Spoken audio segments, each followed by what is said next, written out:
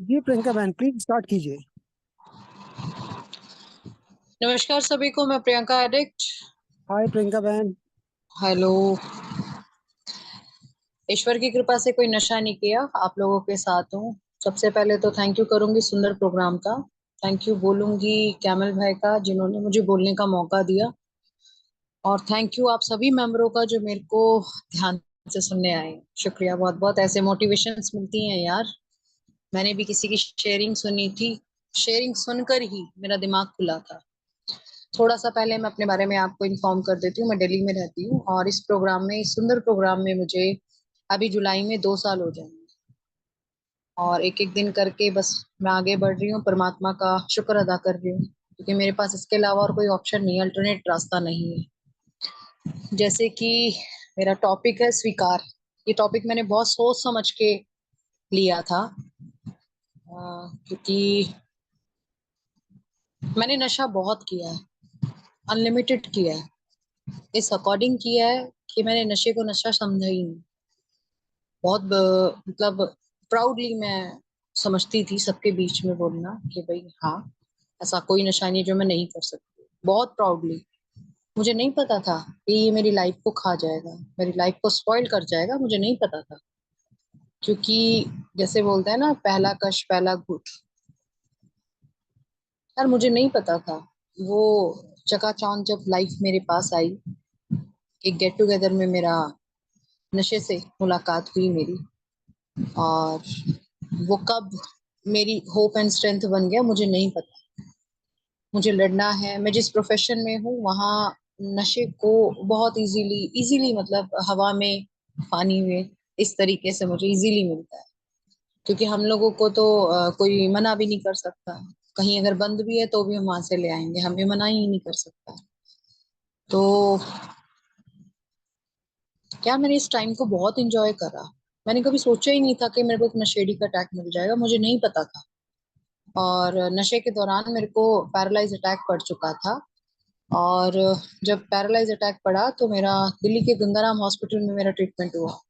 और वहां पर हर लोग, मतलब जब रिश्तेदार आते थे ना, तो वो मुझे इस अकॉर्डिंग देखते थे शायद मेरी आखिरी सांसें चल रही है और मैं कब, मतलब दुनिया से टाटा बाय बाय कर जाऊंगी, मुझे भी नहीं पता था इस अकॉर्डिंग।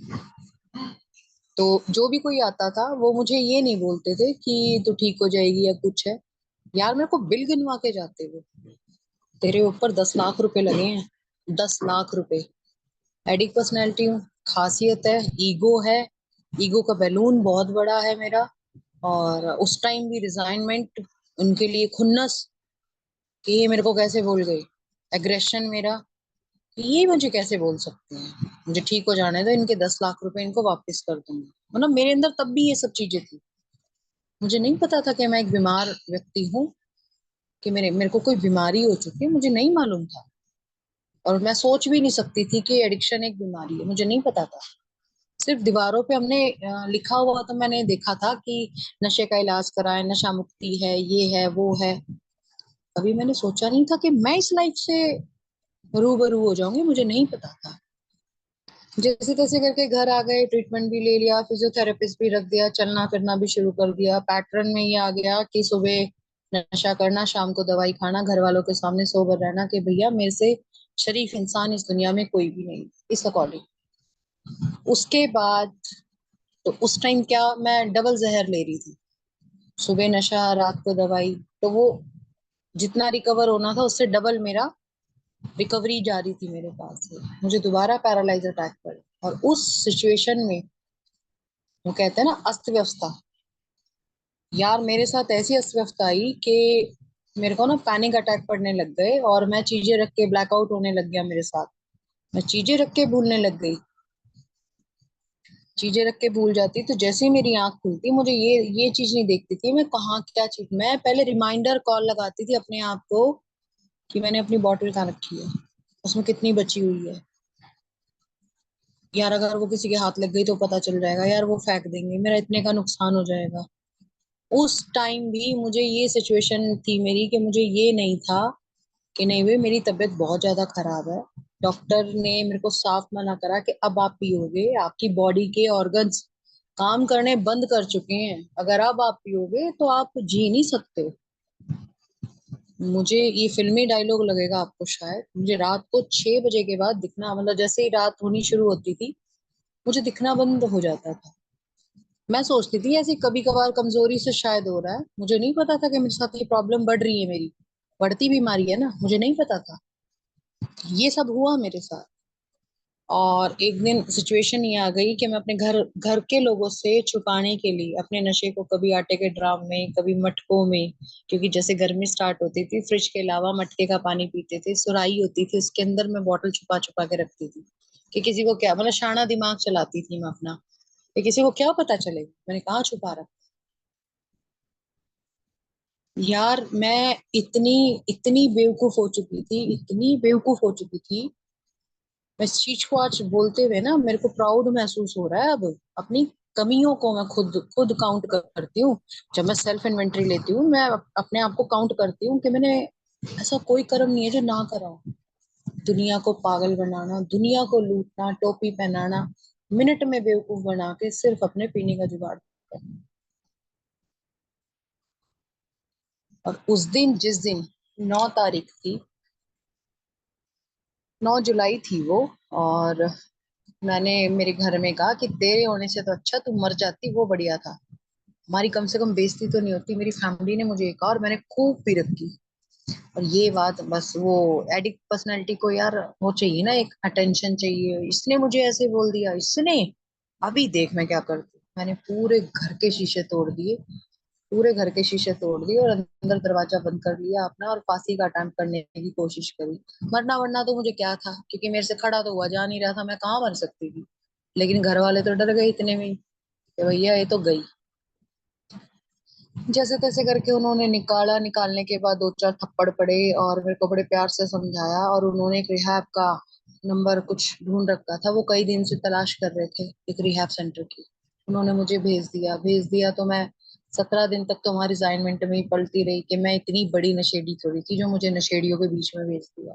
यार मुझे नहीं पता था कि भगवान ने मेरे लिए एक नई लाइफ प्रिपेयर कर रखी, मुझे नहीं मालूम था। फिर उस रिहैब में एक किसी का बर्थडे था, और वहां पर मुझे इस सुंदर प्रोग्राम का मैसेज मिला। मुझे NA और AA का मैसेज मिला। मुझे पता चला कि मैं क्यों आई हूँ, मेरा यहाँ आने का टारगेट क्या है, यहाँ आने का गोल क्या है, मेरे लिए क्या परमात्मा ने प्लानिंग करी है, मैं क्या हूँ, क्यों हूँ, कहाँ हूँ। क्योंकि 17 दिन में तो मैं सिर्फ यही सोचती रहती थी। मैं लोगों को कहती थी, कोई मेरे से बात करते थे, मैं उन्हें बोलती थी, मैं कहा जब मैं जाऊंगी तुम्हें मैं ले जाऊंगी यहाँ से। मुझे क्या पता था कि मैं 3-4 महीने के लिए यहाँ पैक आई हूँ, मुझे नहीं मालूम था। मैं सरप्राइज थी कि मेरी फैमिली ने इतना बड़ा डिसीजन लिया। बहुत बड़ी बात थी मेरे लिए कि मेरी फैमिली मुझे यहाँ छोड़ के जा रही है। वो मुझे एक दिन के लिए कहीं मुझे भेजते नहीं थे, तो मुझे इतनी दूर छोड़ के जा रहे हैं, इसका मतलब मैंने उनकी जिंदगी बिल्कुल नरक कर दी थी यार, बिल्कुल नरक कर दी थी। जब मैंने शेयरिंग सुनी ना, मुझे पता चला JFT के बारे में, IP के बारे में। मुझे एक लड़की ने रिलेट करा, मैंने पूछा ये JFT क्या होती है।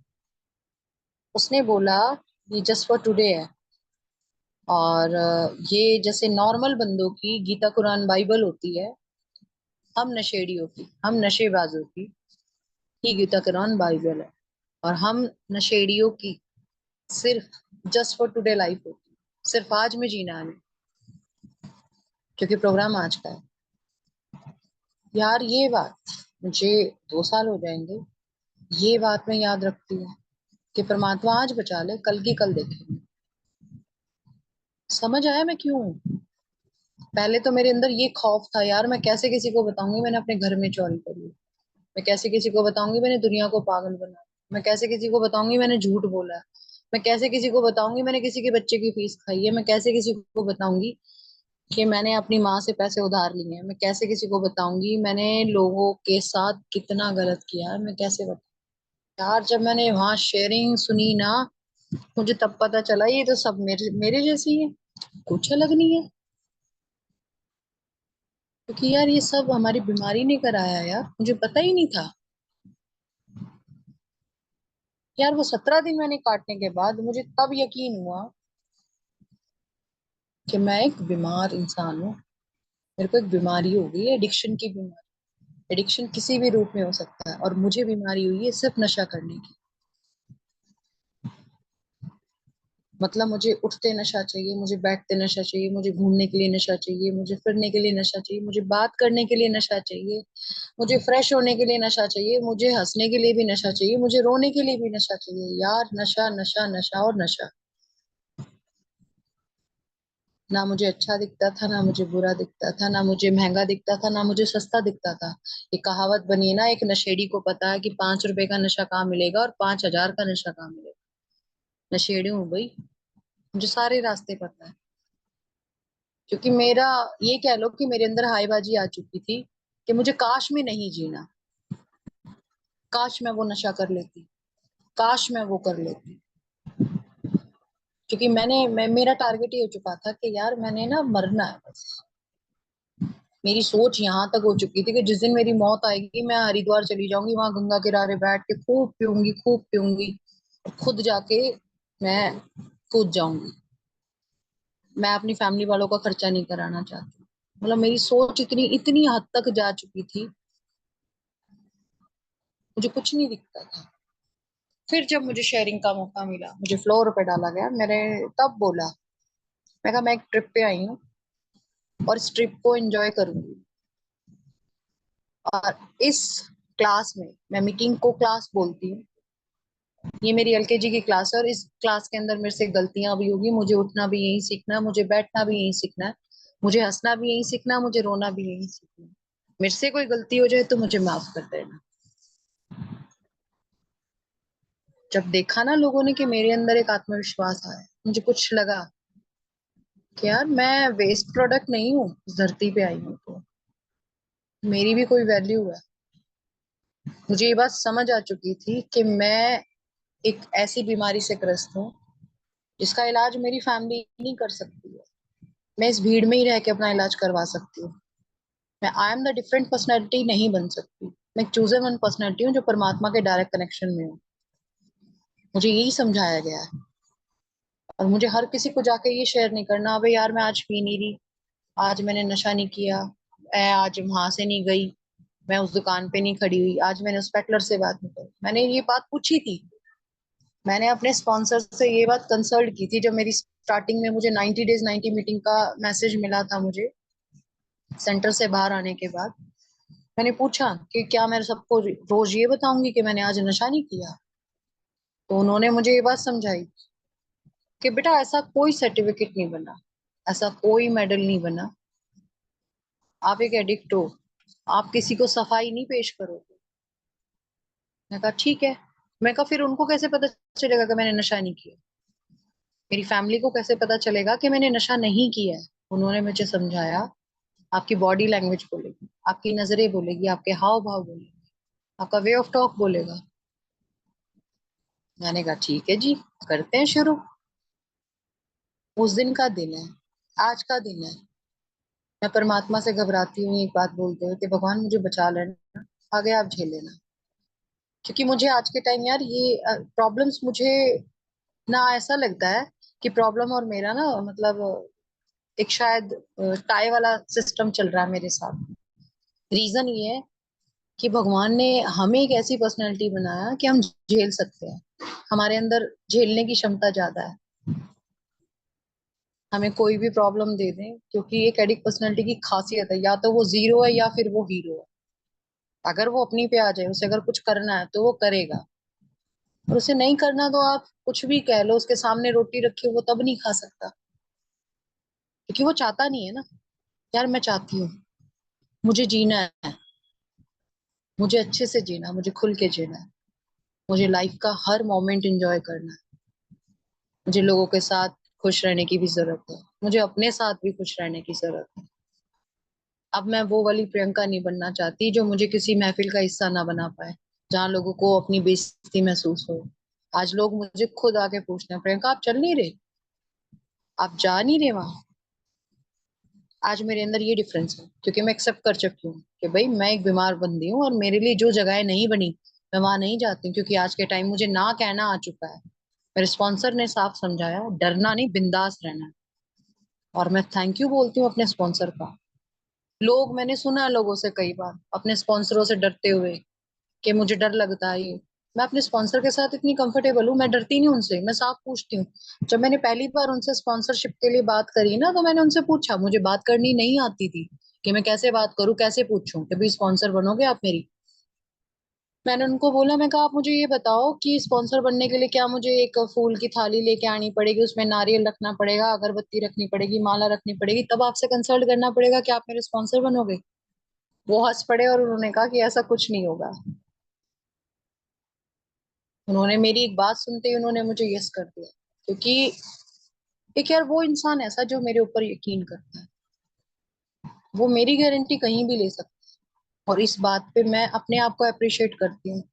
जब वो मुझे ये बात कहते हैं ना कि जहां तेरी बात चल रही होती है, उस टाइम मेरा सीना गदगद हो जाता है। मुझे उस टाइम अपने ऊपर प्राउड होता है कि यार मैंने अपनी फैमिली की तो बेइज्जती करा दी। मैं कहा आज के टाइम में ना इन्हीं लोगों को मेरे मेरे अंदर इतनी खूबियां क्यों दिखती है, मेरी फैमिली को खूबी क्यों नहीं दिखी?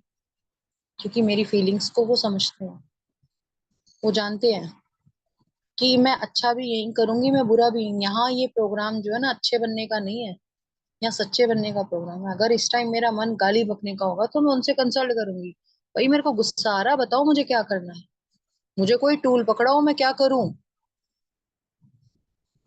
उन्होंने मेरे से सिर्फ और सिर्फ एक ही चीज मांगी है कि अपने आप से ईमानदार रहना है, तुझे किसी को कोई सर्टिफिकेट प्रोवाइड नहीं करना।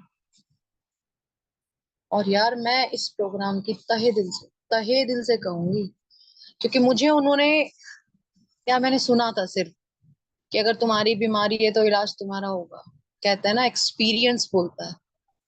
यार मेरा एक्सपीरियंस मेरे को समझ आ चुका। मैंने पूछा, मैं कहा यार मेरे को समझ नहीं आ रहा, मुझे इतना दुख क्यों होता है, इतनी फीलिंग हर्ट क्यों होती है, होता है। हम एडिक पर्सनैलिटी यार, फीलिंग का ही तो खेल है हमारा। हमारे से कोई प्यार से बात करता है तो हम क्या हो जाते हैं, ये तो हमारा भाई है, आज हम भाई के साथ 4 बोतल और ज्यादा पी लेंगे, आज 4 पैक तो जल्दी जाने चाहिए। हम छोटा बड़ा उम्र एज कुछ नहीं देखते यार, क्योंकि हम एक अटेंशन के भूखे इंसान हैं। हमें एक अलग से अटेंशन चाहिए, अपनापन चाहिए।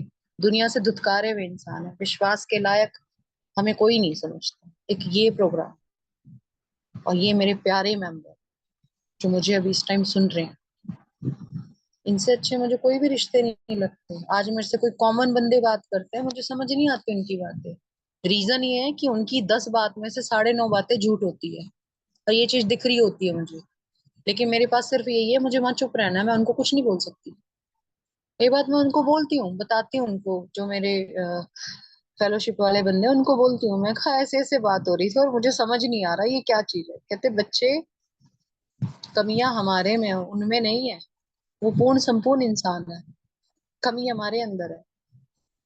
हम उस माहौल के लायक नहीं है, और वो हमें नहीं समझ सकते क्योंकि उनकी नजरों में हम पागल हैं। यार इस पागलपन में मैं बहुत खुश हूँ। अगर ऐसा पागलपन मुझे लाइफ टाइम भी मिलता है, मुझे गर्व है इस बात पे कहने में कि मैं एक एडिक पर्सनैलिटी हूँ। आज मैं एक नॉर्मल लोगों से बिल्कुल अलग हूँ, इस चीज को कहने में मुझे गर्व है। और भगवान ने अगर मुझे चुना है तो इसका मतलब मैं एक खास इंसान हूँ इस दुनिया में। और मुझे बोलने का मौका दिया उसके लिए बहुत बहुत थैंक यू। आप लोगों ने इतने ध्यान से सुना उसके लिए बहुत बहुत शुक्रिया। Thank you so much. Keep coming back. Priyanka, thank you, thank you. good saying, good.